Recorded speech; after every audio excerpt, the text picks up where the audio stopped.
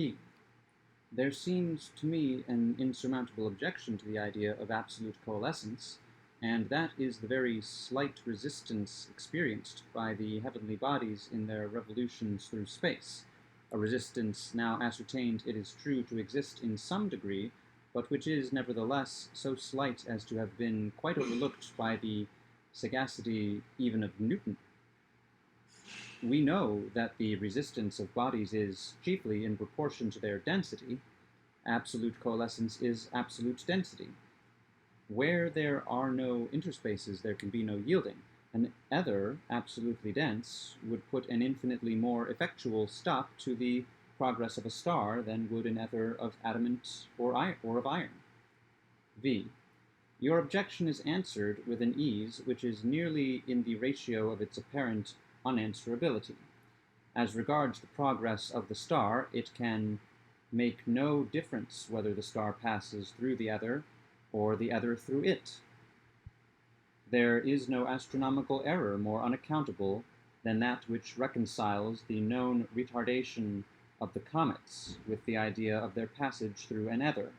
For however rare this ether be supposed, it would put a stop to all sidereal revolution in a very far briefer period than has been admitted by those astronomers who have endeavored to slur over a point which they found it impossible to comprehend. The retardation actually experienced is, on the other hand, about that which might be experienced from the friction of the ether in the instantaneous passage through the orb. In the one case, the retarding force is momentary and complete within itself. In the other, it is endlessly accumulative. P.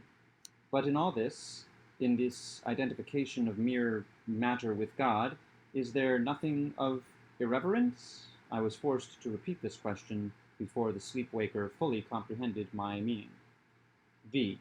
Can you say why matter should be less reverenced than mind? But you forget that the matter of which I speak is, in all respects, the very mind or spirit of the schools, so far as regards its high capacities, and is moreover the matter of these schools at the same time. God, with all the powers attributed to spirit, is but the perfection of matter. P. You assert, then, that the unparticled matter in motion is thought. V. In general, this motion is the universal thought of the universal mind. This thought creates. All created things are but the thoughts of God. P. You say in general. V. Yes, the universal mind is God. For new individualities, matter is necessary. P. But you now speak of mind and matter as do the metaphysicians. V. Yes, to avoid confusion. When I say mind, I mean the unparticled or ultimate matter. By matter, I intend all else. P. You were saying that for new individualities matter is necessary. V. Yes, for mind existing unincorporate is merely God. To create individual, thinking beings, it was necessary to incarnate portions of the divine mind. Thus man is individualized, divested of corporate investiture, he were God. Now the particular motion of the incarnated portions of the unparticled matter is the thought of man, as the motion of the whole is that of God. P. You say that, divested of the body, man will be God? V. After much hesitation. I could not have said this. It is an absurdity. P. Referring to my notes. You did say that, divested of corporate investiture, man were God. V. And this is true. Man thus divested would be God, would be unindividualized. But he can never be thus divested, at least never will be. Else we must imagine an action of God returning upon itself, a purposeless and futile action. Man is a creature. Creatures are thoughts of God. It is the nature of thought to be irrevocable. P. I do not comprehend. You say that man will never put off the body? V. I say that he will never be bodiless. P. Explain. V. There are two bodies, the rudimental and the complete, corresponding with the two conditions of the worm and the butterfly. What we call death is but the painful metamorphosis. Our present incarnation is progressive, preparatory, temporary. Our future is perfected, ultimate, immortal. The ultimate life is the full design. P. But of the worm's metamorphosis we are palpably cognizant. V. We, certainly, but not the worm. The matter of which our rudimental body is composed is within the ken of the organs of that body. Or, more distinctly, our rudimental organs are adapted to the matter of which is formed the rudimental body, but not to that of which the ultimate is composed. The ultimate body thus escapes our rudimental senses, and we perceive only the shell which falls in decaying from the inner form, not that inner form itself. But this inner form, as well as the shell, is appreciable by those who have already acquired the ultimate life. P. You have often said that the mesmeric state very nearly resembles death. How is this? V. When I say that it resembles death, I mean that it resembles the ultimate life. For when I am entranced, the senses of my rudimental life are in abeyance, and I perceive external things directly, without organs, through a medium which I shall employ in the ultimate unorganized life. P. Unorganized? V. Yes, organs are contrivances by which the individual is brought into sensible relation with particular classes and forms of matter, to the exclusion of other classes and forms. The organs of man are adapted to this rudimental condition, and to that only.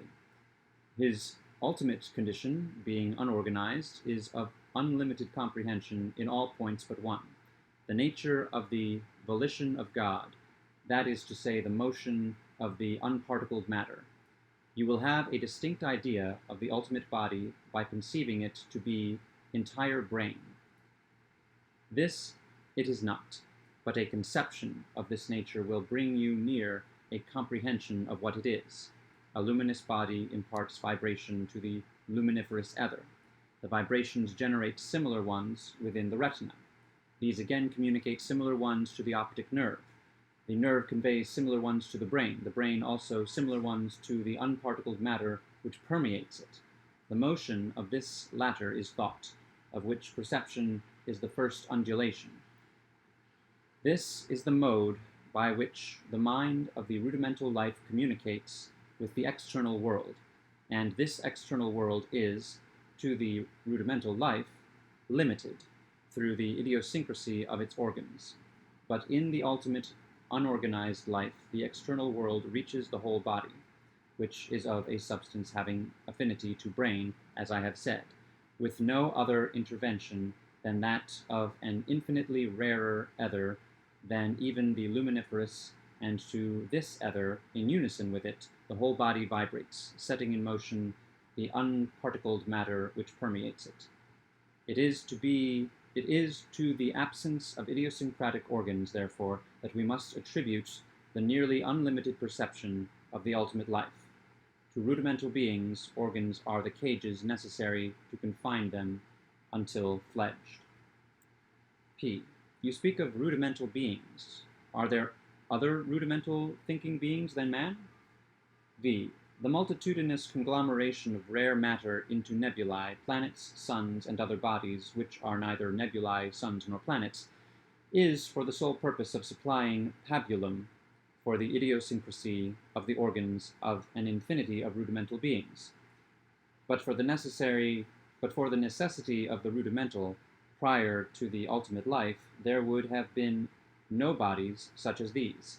Each of these is tenanted by a distinct variety of organic rudimental thinking creatures. In all, the organs vary with the features of the place tenanted.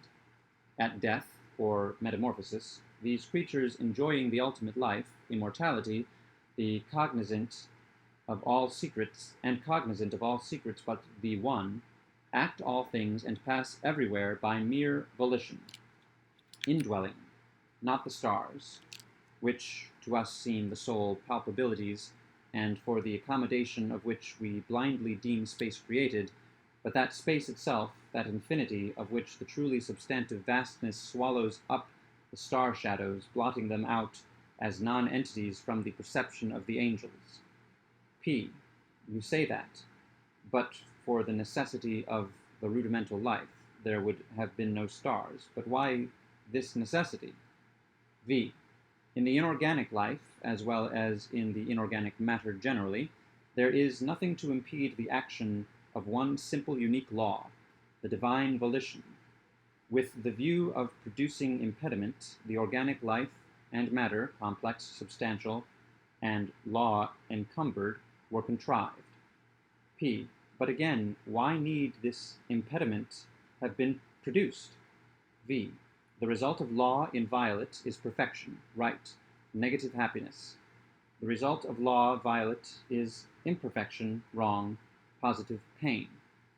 Through the impediments afforded by the number, complexity, and substantiality of the laws of organic life and matter, the volition of law is rendered, to a certain extent, practicable. Thus, pain, which in the inorganic life is impossible, is possible in the organic. P. But to what good end is pain thus rendered possible? V. All things are either good or bad by comparison. A sufficient analysis will show that pleasure in all cases is but the contrast of pain. Positive pleasure is a mere idea. To be happy at any one point, we must have suffered at the same.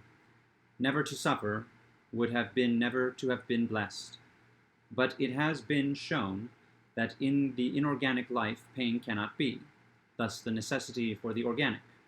The pain of the primitive life of earth is the sole basis of the bliss of the ultimate life in heaven. P. Still, there is one of your expressions which I find it impossible to comprehend, the truly substantive vastness of infinity. V. This, probably, is because you have no sufficiently generic conception of the term substance itself. We must not regard it as a quality, but as a sentiment. It is the perception in thinking beings of the adaptation of matter to their organization. There are many things on the earth which would be nihility to the inhabitants of Venus, many things visible and tangible in Venus, which we could not be brought to appreciate as existing at all. But to the inorganic beings, to the angels, the whole of the unparticled matter is substance. That is to say, the whole of what we term space is to them the truest substantiality. The stars, meantime, through what we consider their materiality, escaping the angelic sense, just in proportion as the unparticled matter, through what we consider its immateriality, eludes the organic. As the sleep-waker pronounced these latter words in a feeble tone, I observed on his countenance a singular expression, which somewhat alarmed me, and induced me to awake him at once. No sooner had I done this than, with a bright smile irradiating all his features, he fell back upon his pillow and expired. I noticed that in less than a minute afterward his corpse had all the stern rigidity of stone. His brow was of the coldness of ice. Thus, ordinarily, should it have appeared, only after long pressure from Azrael's hand. Had the sleep-waker indeed, during the latter portion of his discourse, been addressing me from out the region of the shadows?